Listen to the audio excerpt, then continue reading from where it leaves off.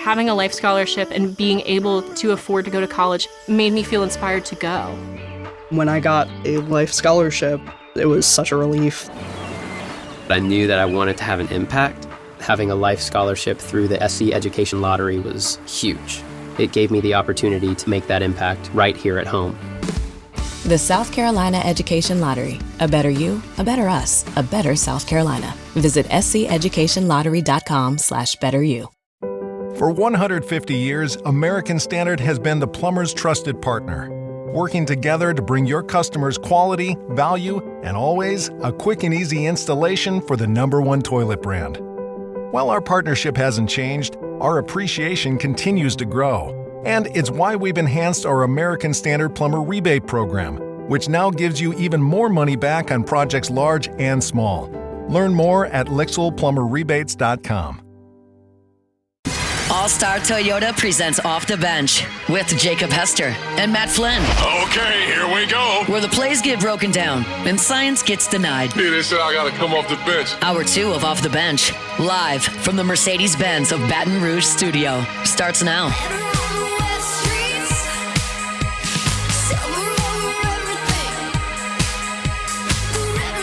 All right, welcome back in. Hour number 2, OTB. Before we answer Flynn's question, or Holders people too, I do want to make sure I close the book on the schedule conversation that we had, because LSU did come in at number 11. When you look at average opponent win total, 7.2. To round out the top 10, at number 10, Texas A&M. At number 9, South Carolina. At number 8, the Georgia Bulldogs. At number 7, the Florida Gators. At number 6, Alabama. Number 5, Arkansas Razorbacks. 4, Kentucky. Poor son of a guns. Mississippi State at number 3. Vanderbilt at number 2. And the Oklahoma Sooners at number 1. It says here, Oklahoma did not get a warm welcome to the SEC with a tough schedule last year, and it is a gauntlet again in 2025. The Sooners must play Texas, Ole Miss, Alabama, and LSU. They also play Missouri and South Carolina, 2 programs that competed for a playoff spot in 2024. Good luck, Brent Venables. Yeah, show some life this year, Oklahoma. 2-7 They have done last a nice year. job of adding to the roster. I know. But yeah, we talked about this last week. I mean, you're an Oklahoma Sooners fan. You expect them to be in the conversation, at least of a conference championship every year. No, I mean, I get it. They're early in the SEC. But at the bare minimum, middle of the pack, not bottom of the pack. So show some life.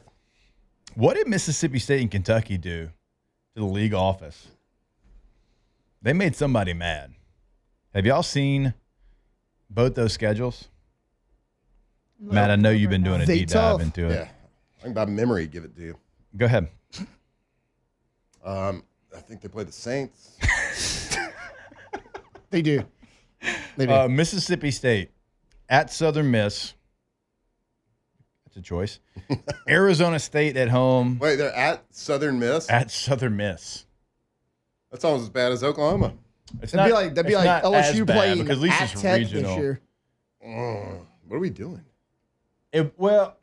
Yeah. I mean, it's not like Tulane, because Tulane's actually really good. Yeah. You know, over the last It'd be couple like of years. LSU going to Tech. I mean, we went to the Superdome. I mean, you would think that even Southern Miss would want to play there, because usually when they go play, they're getting paid. Yeah, look at the gate. But so at Southern Miss, Arizona State at home, who made the college football playoff last year, expected to be really good with Sam Levitt at quarterback. Alcorn State at home, Northern Illinois at home, who beat Notre Dame last year. You get Tennessee at home, at Texas A&M, at Florida, Texas, at Arkansas, Georgia, at Missouri, and Ole Miss. So they play Arizona State playoff team, Tennessee playoff team, Texas playoff team, Georgia playoff team. At least they're home games. Sure. At Florida and at A&M, we were just talking about that with LSU. Like, you get to avoid that. Man. Not them. Hey, you could look at it as just a huge opportunity. You could. This is our chance. Jeff Levy. This is our chance to beat 4 playoff teams last year, boys. Make a statement.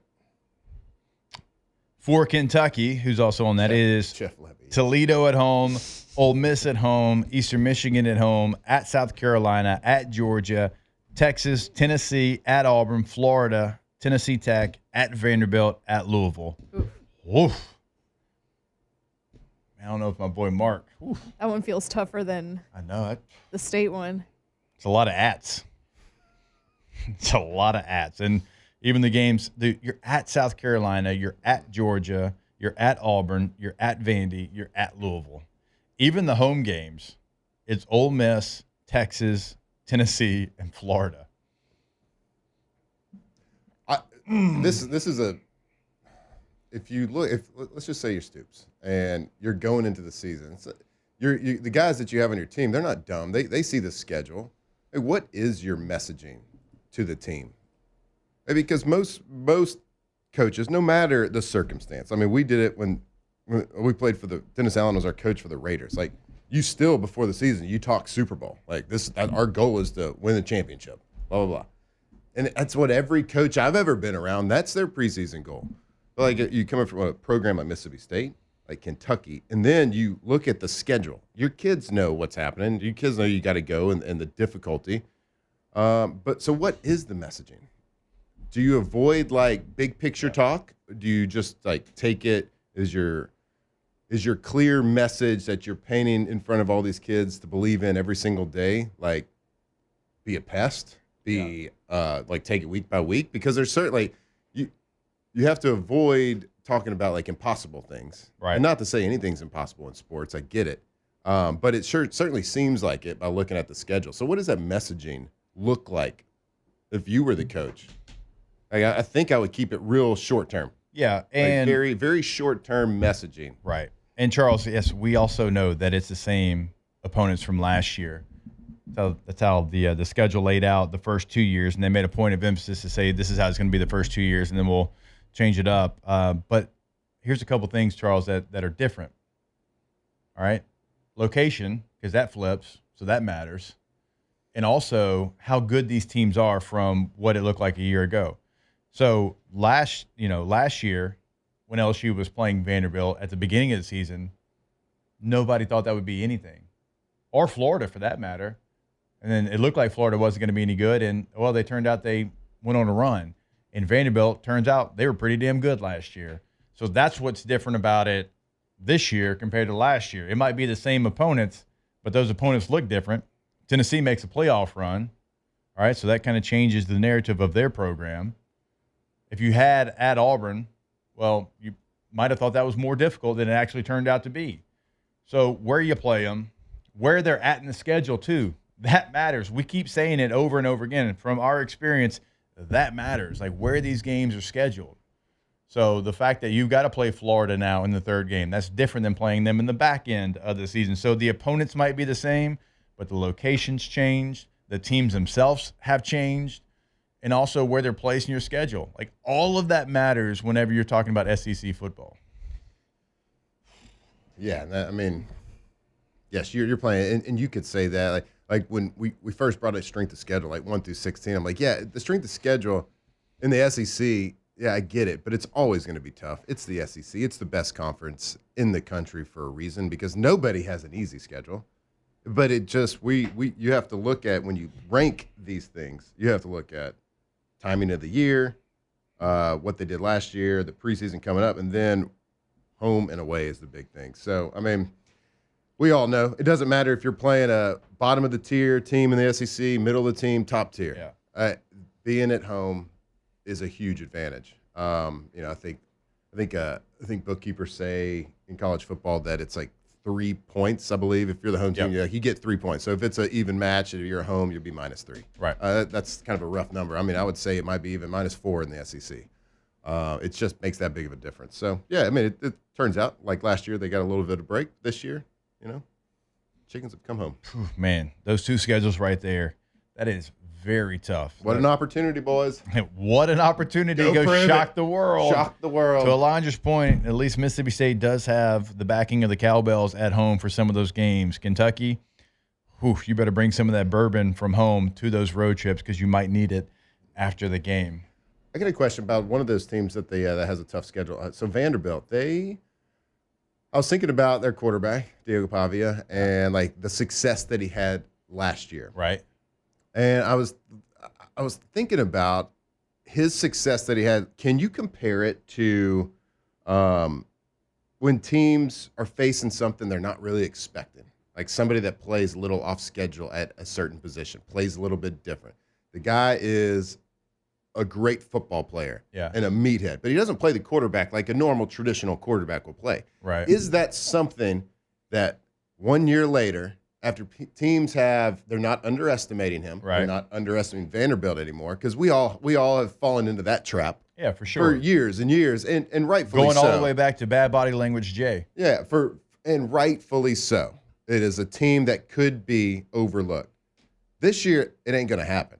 Right. So I think the question can be made, does Diego Pavia's success go down this year? Because last year was a little bit about little bit of the I didn't have time to prep for this. And they had, I don't want to say gimmicky because I always find that disrespectful. It's not. An innovative offense where it was a little bit of the KISS method, but they ran it so efficiently. Yep. And they did a really nice job of keeping you guessing, and you didn't really know. Now that they have a full year of that, are they going to be better prepared? So not even individually, but just schematically as well. I mean, and schematically, this is not the same. I'm just painting an example here. Like, you face a triple option team. Yeah. It's difficult the first time. Right. The next time, it's a lot easier because your guys have seen it. You know, as coaches, you know how to prepare for it. So my thought is, and I'm not giving like a prediction yet on this, but I think the question can be made that Diego Pavia could be less successful this year because people have more time to prepare on playing a quarterback that's a little bit off schedule than most traditional quarterbacks you see. That's all right. We have our double agent, Alondra Villarreal, on Diego Pavia at all times. Yeah. She made sure that he didn't play well in Tiger Stadium last year. I saw him at an after party in Nashville. Went up to him. Gave him a little talk, got in his head a little bit, and he did terrible. Nice. What'd you say? I was like, hey. Yeah, I was like, dude, take it easy on us. That was it? No, that's good. Like, hype him up. Give him overconfidence. Yeah. So good. And the tight end, what was Eli his name? Stowers. Eli and the O lineman that was there too. Like, they did not perform that Sounds game like at they were all. partying a little too hard. They were partying a little too hard in If Nashville. they want to be champions, they got to cut the partying out. To your point, 2007 LSU didn't party at all. Nope. To your point about the Pavia thing, somebody I thought of was Steven Garcia at South Carolina. So it was actually his second year starting when they had the success. They went like 9-3. I think the bowl game got them like 10 games. It was when they went to Tuscaloosa, beat Alabama and all that. And I was like, I remember, that was 2010. I was like, I remember the year after he wasn't good. He wasn't good at all because South Carolina wasn't sneaking up on people. In 2011, he played in 5 games, 4 touchdowns, and 9 picks, got benched. Interesting. So like that was like the first guy I thought of. And so, I mean, to your point, they ain't sneaking up on anybody this year. Yep. And I don't want to take any credit away from him because I think I love watching him play. Like, that is a guy that is fun to watch play college football. I just think that the question can certainly be brought up, and I think we'll probably have some predictions about that later when we get closer to college football season starting. But I think it's something to look into. A year more to prepare for them. So I just looked it up. The CMAs are a month after we play Vanderbilt. So I might have to make a trip up there. Yeah. Talk that ish to him. Yeah. Or no, build them up. No, I got to just really put the charm on him. So I think he was just probably thinking about me during the game. And he was like, dang, that girl had so much confidence in me that she asked me to take it easy on her team. I can fit that ball in that tight window. Pick. Boom. Yeah. Tell him you get a Heisman vote and you're voting for him. Okay. That's a good idea. Yeah. I do have a Heisman vote. You can just say I'll say I have 2 Heisman votes. You can just say like, hey, our show has a Heisman vote. Oh, true. So that way I'm not lying. Just saying. How long do I got to do this radio thing before I get one? Like 2 months? 2 months. You're almost there. Maybe a little bit longer than that. All right, we'll go for 3. Maybe a little bit longer. longer. If I don't have it than in 3, I'll be pissed. He also is shorter than advertised. I believe that. Yeah, because I think he's listed at 6 feet. I don't think he's I had heels. You're 5'10" in our hearts. I had heels on. I was taller than him. Yeah. He's a little fella. All right, shoddy. It's tough. To your point, though, about being prepared and the second time you see somebody, if I'm an A&M fan, I'm a little bit worried about Marcel Reed. Because I think once you get the book on him, now, look, he crushed LSU. LSU wasn't ready for it. LSU was getting after Texas A&M, and they had a great game plan initially. And then once he came into the game, obviously they couldn't make that adjustment, and A&M won the game. But Marcel Reed's a quarterback. He threw 6 interceptions last year, only 15 touchdowns, 60% completion percentage, right around that. I can see him going down as well. Yeah, I can too. I mean, he's going to be one of those guys that you would think he's going to have some games, some really good games, but the odds are, I think, his defenses will figure out how to stop him. Now he's going to pop off and make his plays. Like he's going to make. He's too athletic. He'll make some. He's too athletic. He's going to make his plays, but to consistently do it throughout the duration of an entire game, let alone a duration of an entire season, is going to be a challenge. Now, like we also want to also emphasize that there's a long off season, and these kids are so young and they're growing. Like these kids can make huge improvements that behind closed doors that nobody sees, and things happen. Like look at Jaden from year 1, year 2. Look at Joe Burrow from year 1, year 2. Yep. Like there's huge improvements. The foundation was there. Like you knew they could do it. You knew they were great. Kind of like Marcel a little bit. Like you've seen him play well. Does he have the skill set and the ability to make different jumps? I don't know. We will see. But I agree with you on that. I think that there's a chance there that defenses can figure it out. All right. When we come back, are you going to tell us? Our placeholders are real people too. Yeah, we got weekend winners coming up at 30. I mean, people want to know, so it's a big deal. We just keep teasing it. I mean, can we? Stacking them up. Can we? Did you do it in the NFL? I did it 1 year. Yeah, I was holder 1 year. And then Tony Romo, low key, screwed that up for every quarterback. Like 100%. We'll make fun of Tony Romo. We'll make fun of the Cowboys. We'll tell you why holders are real people. We will not do that except when it's Tony Romo and he's in a playoff game and he screws it for the Cowboys. Sorry, Tate. Let's relive that. Weekend winners at 8:30. Stay with us. Tony Romo couldn't predict that. Off the bench. I don't know, Jim. That ball was coming back there pretty fast. I don't know. Laces out, Jim. Speaking of fast, Highlanders go fast. Don't know how do to you know know that. Don't know. Go to All-Star Toyota of BatonRouge.com. You can see it all. You can buy new. Of course, everything's available. Duh. You can lease where everything is also available, and you can rent where everything's also available. Everything, every category, every vehicle that they sell new, you can lease and you can rent. Per day rental prices right now. Pretty big holiday coming up. America's birthday. Couple days. Probably going to be hitting the road going somewhere. And if you're going somewhere, you want to save miles on your vehicle, maybe you need something bigger than your current vehicle, go to All-Star Toyota of BatonRouge.com. Yeah, I told you, I was the youngest of 5 kids. 2 sisters. My dad, taking care of his little girls, bought them both Toyotas. Why? Because they're durable, they're safe, they're efficient. Check them out. Buy a Toyota today. All-Star Toyota of BatonRouge.com.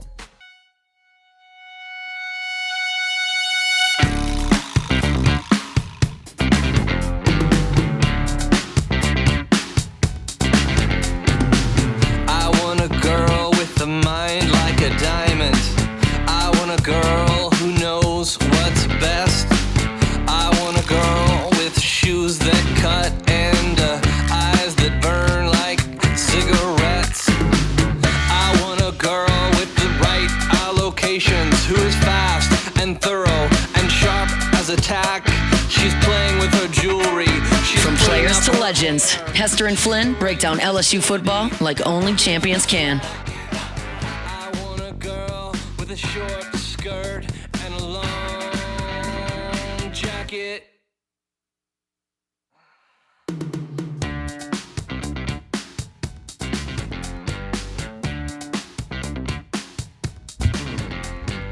I want a girl who gets up early. I want a girl who stays up late. All right, welcome back in. OTB, Matt Flynn. Before, hey, do we have this ready? This is a good song. I'd love audio, actually, just so we relive the entire moment. Here is the moment where people like myself, Matt Flynn, could not continue being holders in the NFL because of this one person and this one moment. He totally ruined it for the rest of us. 15-yard field goal attempt. Fumbled by Romo, and then Romo's going to run to the end zone, and he's going to get tackled by Jordan Babineau. amazing. Unbelievable. Go Taylor. Woo. Keep going. That place is How loud. crazy is this? I mean, that was even closer than I thought. Like, just be faster. Watch right here. Oh my God. Yeah. And then he still had a chance. If he tucks it right there and runs, and if you're obviously listening on the radio, it is the Cowboys versus the Seahawks in the postseason. Chip shot field goal. The Cowboys perfect snap. The Cowboys are down 2, going to take the lead, going to be up by 1 with about a minute left. Romo totally fumbles it. And from this moment on, special team coordinators would no longer allow quarterbacks or any other position player to be holders because they felt like, okay, if I put my punter in that situation, he's not as good of an athlete, but all practice long, all day long, he can catch 100, 200 snaps, and he's going to be ready for every moment. This completely took a position away from some people and gave it to punters. You know what? If Romo was just a little bit faster, or if the kicker would have just got a little piece of 27 right there. He almost picked up the first down. He almost did. Because you could get a first down on that play too. But yeah, so I held 1 year in Green Bay. But just like you said, it's usually the punter because they have all day. Like all they do is kick balls, obviously. So they have a lot of downtime. Yeah, they get a lot of time to practice. So if any, they might not be a better holder than a quarterback, but they got time to get that chemistry. So I was a holder 1 year in Green Bay with Mason Crosby kicking, and only got probably like 10 or 15 holds with him a week. Yeah. In practice. Right. Like in actual practice live situations. Yeah. Like I'd practice some. Like they'd send me over there for like a 5-minute special teams individual period, but like my quarterback coach was like, no, I need him here doing quarterback drills. So if it's a 10-minute individual, I'll send him over there for 2 minutes to get a few holds in. Right. But that Mason didn't have a great year that year, at the time, so it was kind of like I kind of like caught a lot of the flack. But it was because of that chemistry. I mean, it's like, dang, you caught a stray? No, I'm not gonna say it's a stray. We just didn't get to work on it as much. Yeah. So I mean, I get it. If you're not comfortable, like if I had to take a snap Hey Mason, from a center, call in, man. If you're tell us how bad Flynn was. If I had to take a snap from like a center at quarter, like if I'm playing quarterback, taking just an under center snap from a guy that only get to take 10 snaps from a week, I wouldn't feel very comfortable either. I'd be thinking about the snap more than anything. So I'm sure the kicker's thinking about the hold. But there's a lot of like I've taken it from Hester for years. And it's really pissed me off a lot. He has told me for years that placeholders are not real football players. Okay, y'all. Oh, God. So we did research, and Blaine Besh, who was a holder for the 03 team, actually, like he was a part of this as well. The extra point field goal doesn't count as an actual play towards lettering. There was like an NCAA, is like a bylaw. Like kickoff coverage, it does. That's absolutely not true. I'll pull up the actual rule. No. It wasn't that. It doesn't count as a statistic, I think. Some sort of stat. But it does because I was a 4-year letterman at LSU, and I'm pretty sure it's because of holding. I think Flynn is fraudulent in saying that he is a letterman for 4 years. Let's see what the official LSU website says just about hear like Flynn. violent typing over there. He's so bad. Look, so it doesn't count toward stats. Does it count towards a play? It doesn't. So if you're a holder, if you're a holder, let me say this. Hold on, I remember now. If you're a holder, you don't like somebody charts the plays that everybody plays. Like if I was on kickoff, check. If I was running back, check. Fullback, check. Extra point field goal, the holder does not count as a play credited to you. We found that stat out. So if you didn't get the play, did you letter? It's kind of like you can take that for any position. So you could look at offensive line. Like there's not a stat for good block. There's only stats for bad stuff, right? Offensive line. You get a pancake every now and then. For a quarterback, you make a great handoff for a great check. There's no stat for, hey, great check right there. Ooh, nice handoff, dude. No. So when you start for 4 years with 100% amazing holds, yeah, there's no stat because there's no stat for great hold. But I did it. 4 years. Boom. 4-year Letterman. And then guess what? In the NFL, I was a holder for 1 year. And at that time, you got like the player performance bonus for every snap. So if in the NFL, I don't know if it's still the same with a new collective bargaining or whatever, but I'm assuming there's a concept of this still in play, which is the less money you got. So guys that were under like league minimum, they tried to like even it out a little bit by giving you a player performance bonus. Yeah. So based on like some formulation, depending on the money you were making per play, you would get a certain amount of dollars. So like most people on minimum, like a rookie minimum contract or like a second, third year player, they might get $300 or $400 for every play that they run, right? That's changed in the new CBA. Yep. I think actually the CBA that we were a part of, the last big change in 12, I think that changed. Gotcha. But at the time, like the guys that are making a lot of money would get like 50 cents a play or whatever it was. So they try to reward people that stepped in and played a lot. And so when I was holding, I was like a second year guy. I was like, yeah, let's kick a lot of field goals and extra points. We were good on offense too. Yeah. I will never forget. So my rookie year, I mean, I was a third round pick, so I was in league minimum. But I ended up starting and playing a ton that year. And I did not know that there was a player perform. I had no idea. I didn't know. And I'll never forget this. I was at Perkins Row. It's when they had Z Gallery right there. Katie was in there picking out a couch. Shout out Z. My agent calls me. I'm like, hey, it's the off season. Who knows? Hopefully I'm not getting cut. Let's go see what they got to say. So I'm on the phone with my agent. He's like, hey, you get that check yet? I was like, check for what? He's like, player performance. I'm like, Jim, what's player performance? Don't know that. He's like, it's based off your contract and how many plays you play. He's like, you haven't seen the number you're getting? And I was like, no. He goes, let me send it to you. Mm-hmm. Let's just say I'll never forget where I was, the situation. Well, it was the surroundings of everything. Oh my God, the surprise! And then I was like, "I'm getting what?" He's like, "Yeah, you didn't know." I was like, "I had no idea." He goes, "Well, I guess I'm not very good at my job." I was like, "Yeah, you're not." You probably told me. I probably just didn't listen. Like, well, you're fired. Yeah, they got rid of that. 9-iron, huh? They got rid of that. It's no longer a thing. That's kind of a shame. I don't know why it wouldn't be a thing, but I guess they've raised like the minimum so much. You seen those league minimums? The league minimum when we came in was $285 or $295? $295, I think. $295. I think it's up to like $700. Like $700,000 league minimum right now. For that's rookie minimum. Yeah. Vet minimum's over $1 million. Now vet minimum by the time you get vested it was up like 800, something like that. Somewhere around then, but 290. Like again, there was guys like rookies, undrafted free agent guys that made the team. And $295,000 is a lot of money. It's a lot of money. Do not get me wrong.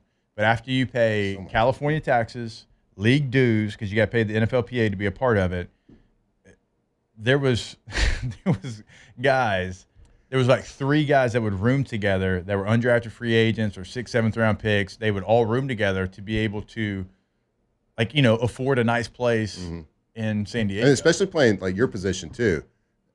And that's why this should change, like the fining rule, because you're expecting at least a couple of $5,000, $10,000, $15,000 fines like throughout a year because of some sort of chop block or something that's not malicious. It just happens over the course. Like there's people that get fined all season long that a penalty wasn't called. So like you would never know that this guy would get fined because something happened on the backside of a play that was missed, like nobody caught. Yeah. But the NFL sees it. They see everything. I got one against it was against y'all when you were in Seattle. Don't you try to cheap shot my boys. It was a hands to the face against y'all's middle linebacker. Didn't get called in the game. I didn't remember it at all, and I got like a $5,000 fine. I'm like, what the hell? Like I didn't get a penalty this week, and they're like, oh, your hand went up to the face mask of the linebacker. They didn't catch it, but we saw it as we reviewed tape. I'm like, the hell kind of narc are y'all? Going back and watching tape, something didn't get called in a game, and you're fining somebody $5,000. What are we doing here? And then they wouldn't reduce it. Like a lot of times you can get it reduced like $2,500 or whatever. They wouldn't reduce it? Would not reduce Come it. on. I got fined twice. That was one, and then I threw a ball like into the second deck. Worth it. Against the Raiders one year. That got reduced because Teddy Cantrell, who was in charge of the fines, was our former defensive coordinator in San Diego. I'm like, Teddy, look, I got real excited. I had my church buddies. They were sitting up there in the second deck. I told them if I scored in this end zone, I was going to throw it up there to them. He's like, okay, I'll give you a break. I'll cut it in half. I got a fine once. For what? Unnecessary roughness. No big deal. No, you didn't. For a quarterback to get that, like I was so would pumped. proudly pay that fine. I was so pumped. Yeah. I wasn't like crazy excited about the circumstance because it was week 17 in 2009. We're playing in Arizona, last game of the season. We're already guaranteed to make the playoffs. It was just kind of like a seeding situation at that time. But we're blowing them out. We're beating them by like 30. So I get in the game at the end, and we're running down the field. And we're going to run our offense. Let's get you some reps. Blah, blah, blah. So we run it. We get to the red zone, and I throw a pick. And the guy catches it. And the guy from the Cardinals, I can't remember who it was. I know Early Doucette was on that team, but he wasn't playing defense. Patrick Peterson. He was running down the sideline, and so he had a convoy. Dominic Rogers. And so Marty. I was like that referee you were talking about in the La Tech. Yeah. Like I was like, all right, this is it. I put my head down, started pumping the arms. I was probably running like 4.3 at this time. I was killing. So I beat the convoy down, and so they're going in to score, and it's a guy running it, and he's got like 3 guys in front of him, and it's just me. Yeah. And I'm like, well, got some life decisions to make right here. Yeah, Like, do I do the thing where quarterbacks look wimpy and I just kind of like shake my arms and do this? I can't tackle the guy because I don't have the skill set to shed 3 blockers at full speed down the sideline. I know what you're about to do. So I'm like, all right, let's just do the bowling alley situation. Let me go and just cut the hell out of the lead guy. Yeah. And so in my mind, like it looked sweet probably, but like I probably just like crumpled at his feet or something. Yeah. But I cut him at his knees, and the guy has to stop, and he has to cut back up the field, which allowed my other guys to catch up and tackle him. Great play by me, I feel like. Yeah. Got a fine, got a penalty and a fine. 5,000. It was 5. I got to reduce it to 25. Yeah. But I proudly still have that piece of paper that says you got fined week 17, blah, blah, blah. Unnecessary roughness. Yeah, my wife was not very happy about the fine that I got. Hey, dummy, don't throw the ball into the stands. I got one 15-yard penalty in college, and it was because of a Flynn interception as well. We won't tell that story, but we will take a break. More OTB with some weekend winners when we come back. Off the bench. All right. Throw me on the bus, man. You threw a pick, and I got a 15-yard penalty. What was throwing you under the bus? It was play factual. Within the rules. It was factual. Just like the best roofing company out there, Pelican Roof. By far. That's factual. Pelican Roofing is on the OTB team. They can help you out with any situation when it comes to your roof. PelicanRoof.com is the website. The Instant Roof tool is an amazing tool. Type in your address, home business, it pulls it up, outlines your roof, gives you a great estimate of what it would cost for a replacement. But one of the things certainly we always remind you about, they are in Lafayette, they're in Baton Rouge, they are boots on the ground in both locations. They can help you out. Also check out their financing options, and Flynn will tell you about that. 0% for qualified buyers up to 21 months. We know a roof is a big deal. So that is such a big benefit. And Pelican Roof, they take such pride in their quality. They will have a project manager dedicated to your project. Not many companies can say that. Go to pelicanroof.com. Get it.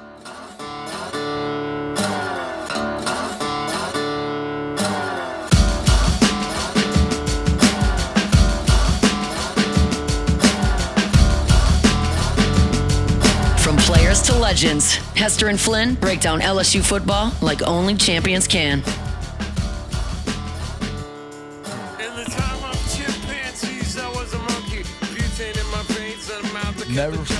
I will never forget coming home from Sam Goody. Went to the mall, St. Vincent Mall with my grandmother. Shout out Nana, rest in peace. And we went to the music store, Sam Goody. And she let us pick, me and my older brother, a single cassette tape. My brother Adam went with Busta Rhymes, Got You All in Check. I went with Beck in this song. And we thought we had gotten one over on our parents. And they're like, oh, what'd y'all get today at the mall? Grandma told them, oh, really? Put it in the cassette tape. Let's hear it. I got in more trouble for this one than my brother did for Busta Rhymes, which doesn't feel right. Well, this one attacks your self-confidence. Yeah, that was what my parentals. We could deal with the cursing. We can tell you, it's adult language. At the time, I didn't understand, though. Yeah. But yeah, that was my parental's message as well. Yeah, I think as a parent, I don't like the song either. But as an adult, I love it. It's a great song. Let's get to some weekend winners. That's how winning is done. That's right! We can't have anyone freak out there, okay? We've got to keep our composure. We've got too far. I'm by winning. I win here and I win there. Now what? Are you doing what it takes to win a championship? Wow, winning. Well, then I guess there's only one thing left to do. What's that? Win the whole thing. All right, my first weekend winner is going to actually be a tournament that I thought was going to be really bad. It turned out it has been pretty exciting, and that is the CONCACAF Gold Cup. Just this weekend, you had Panama and Honduras that went to penalty kicks. Honduras got the victory over Panama. All right, and so then that was on Saturday, and then on Sunday, you had Guatemala take down Canada. So that is a big upset also in PKs. Now, Guatemala is 106th in the FIFA rankings. Canada is 30th, so a massive upset there. And then the United States went to PKs with Costa Rica, and they win in PKs. And so they advance to take on Guatemala in the semifinal. It's going to be Honduras and Mexico in the other semifinal. Hell yeah. And then hell yeah, let's go. Who are we cheering for? Mexico. Beat Saudi Arabia 2-0. We will not be cheering for Mexico because that is versus US. Honduras. Yes, we are. Well, sure, that's fine. I don't care about that. Yeah. Mexico-U.S. finals are great, but yeah, once it becomes final time, I'm going for the U.S. of A. So are we cheering for Mexico? I mean, I'm not going to cheer either way, but like if they win, sure, because I mean. Absolutely. I love Mexican food. Dos Equis comes from there. For CONCACAF, USA Mexico is certainly. I don't think anybody wants to tune in to Guatemala versus Honduras. No disrespect. Nah, probably not. A couple good squads though. A couple good squads. No disrespect to Mario. Oh, that's true. Isn't he Guatemalan? Yeah, he is. Yeah. And they've never made a World Cup. Okay. Weekend winner for me, Louisiana Sports Hall of Fame. Hey, their induction ceremony this past year. Of course, everyone's seeing the clips, everything. I'm just going to go through the list of inductees right now just to give everybody a little shout out. We got Vicki Johnson. We got Joe Schuerman. I don't know if I'm saying that right. Schuerman, anybody? We got Herb Vincent. Oh, say Herb. Shout out Herb. Say Herb. Herb is the way that I found out that we had bombed Iran. All right, fair enough. Was Herb? I was sitting next to him in the press box. Oh, at Omaha? Yeah. Oh, wow. And he was like, hey, we just bombed Iran. I was like, couldn't they have waited? I mean, Herb was an SID for a long time. So shout out Herb. Breaking news. He gets info like that. Right. Breaking political war news. Love it. Glenn Gilbo, Ed Daniels, Danny Granger, Danny Broussard. Oh, Danny Granger. Shout out. Yeah, Bobby Salou. And then we have kind of notables for me, at least, going through the list. Dale Weiner, long-term coach at Catholic High. 3-time Louisiana State Coach of the Year, 2015 state champ. And weightlifting, 18 state titles in weightlifting. All right. And is a member of the Gail Hatch's Louisiana Weightlifting Hall of Fame. Oh, Gail Hatch. We heard that name with old Moffat. No. Yeah. Then we got April Burkholder, who was a gymnastics. Yeah. She was there when we were in school. She was incredible. 14-time All-American, 108 individual titles. She was, back in the day, electric. She was incredible. So she was one of those foundational blocks that helped LSU gymnastics get to where they were. Dee Dee Bro coaching her butt off. But April, shout out to her. Then, of course, we have Andrew Whitworth getting inducted. I don't need to go through the list there. All-time great, Walter Payton Man of the Year, long-time LSU, all the stuff. And then, of course, Nick Saban. What a winner for the Louisiana Hall of Fame, getting Nick Saban, doing the right thing, inducting him to the Hall of Fame. And Taylor, you got the clip? We're good. I have a clip. I have a clip. There was so many good clips. What he says, man, he's such a good speaker. And it was awesome for him to be able to recognize LSU and Louisiana be able to recognize him. Really proud. Every time I see LSU, all the time I coached at Alabama, I know it was a great rivalry. but I was always proud because I felt like we did something to raise the bar here, and the program has been outstanding ever since. So and that's why he's the best in the business. Head coach Nick Saban, everybody. Congratulations, coach. Yeah, if you get a chance, go back. Maybe we could post it. Get a chance, go back and listen to a lot of his answers. He talks about when he first got to LSU and the first championship they won, SEC championship, I believe in 2001. Yeah. He said that was his first championship as a coach as well, and how that sets the bar for not only him, but for a program, for an expectation. Then every time you do that, it changes the horizon of what you look to. And of course, 2003 national championship, that changed it again for him personally and for the program. And he's proud of that, proud of the moments. And we certainly are thankful. We can look back on it now, of course, post-Alabama. And look back on it. We were so lucky and fortunate to have him that he did change those expectations to the LSU we know and love. And also, like, I understand it. I understand who he was the coach of and the success they had there. He won 6 titles at Alabama. I get all that. But also, he changed my life. He changed Flynn's life. He gave us an opportunity to come to LSU. And I know for me personally, and we heard your recruiting story, thanks to Derek Dooley and your fat ankles, you almost didn't end up here. So shout out to Jimbo for getting you here. But Coach Saban, like, I never talked to Derek Dooley one time in recruiting. He was a running back coach, not one time. Coach Saban, I was kind of like his, kind of like a project, being a 2-star guy. And he found me at a practice and brought me to LSU, changed my life. And so, yeah, I'm going to forever be grateful for Coach Nick Saban. Do you think that Saban may have like a wager with one of the assistant coaches? Like, I bet I can take this guy and make him good. He had to. It was like a all that situation. You see that nose guard that's running the football in this Oklahoma drill? Yeah, I'm going to make him an all SEC running back. He definitely said that. Wasn't it she's all that where Freddie Prinze Jr. turns the – Yeah. I had my glasses on. Yeah, you got your glasses on. I took my glasses off. I let my hair down a little bit. Changed it. It reminds me of Not Another Teen movie. Movie. With Reggie Ray? Yeah. Well, I got as many concussions left as Reggie Ray. One. I got one left. I got one left. Alondra, weekend winner. Weekend winner for me is Ilya Taporia, so weekend loser OTB's bet, probably. We were talking about how I found the lines disrespectful, but after this weekend, I'm like, okay, I always knew that Ilya Taporia is a really good fighter, but maybe I put more credit toward Charles Oliveira than I should have. But still, I didn't say he was going to win. I fully knew Ilya Taporia was going to take this one, but the man is on fire. He's like Thanos collecting stones right now, and he has his last 3 fights were Charles Oliveira, who was ranked number 2, knocked him out 2 minutes and 27 seconds into the fight. Taylor, I put the video in there. The knockout is brutal. Before that, we gotta be careful playing UFC. Oh, they will take it down. Man, they will take the stream down. True, but it's such a great knockout. I guess we don't have to play it. I can find a still photo. I saw it on. There you go. I saw it on SportsCenter. We're ESPN affiliate. I know. Not like that.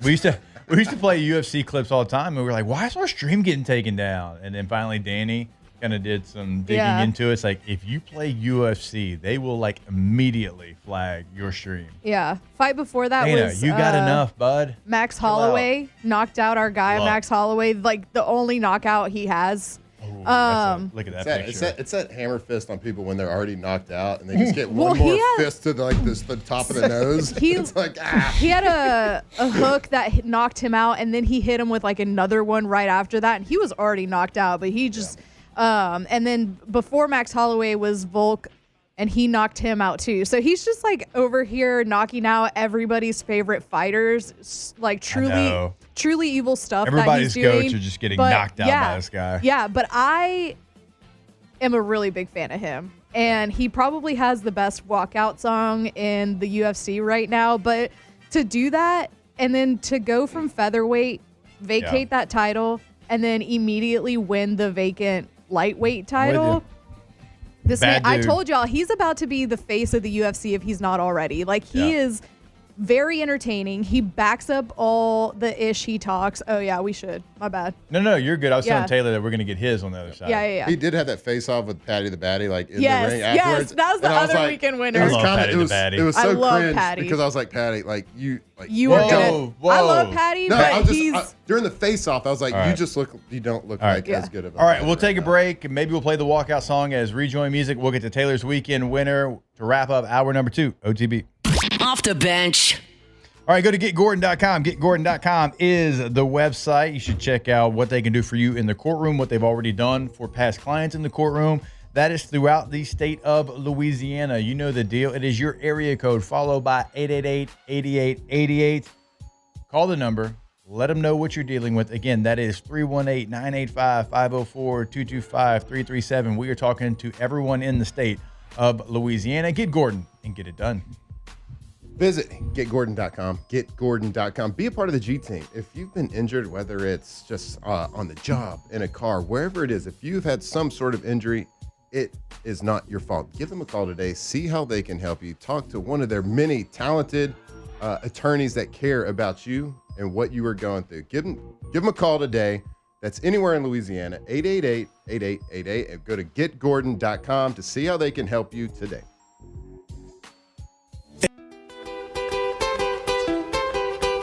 From players to legends, Hester and Flynn break down LSU football like only champions can.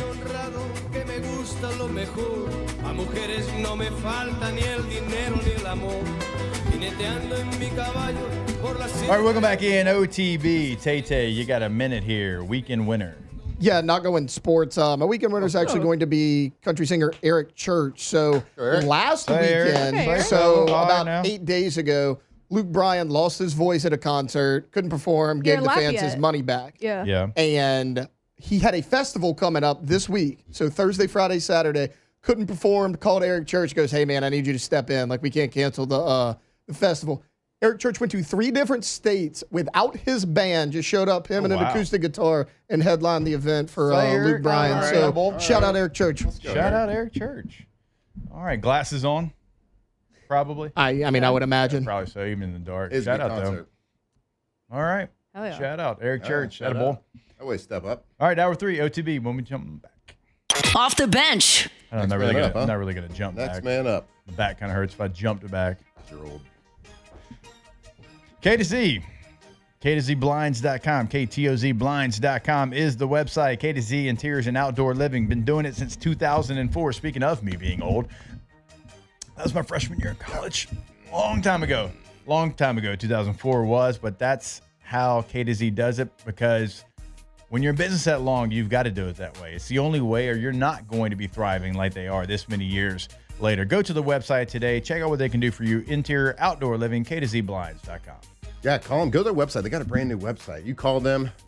Brandon and the crew can come out to their house, and you might even not know what you need, but they can tell you. They know. They've been doing it a long time. They can tell you exactly what you need to protect your house, make it more energy efficient, bring those monthly bills down. KTOZblinds.com, KTOZblinds.com.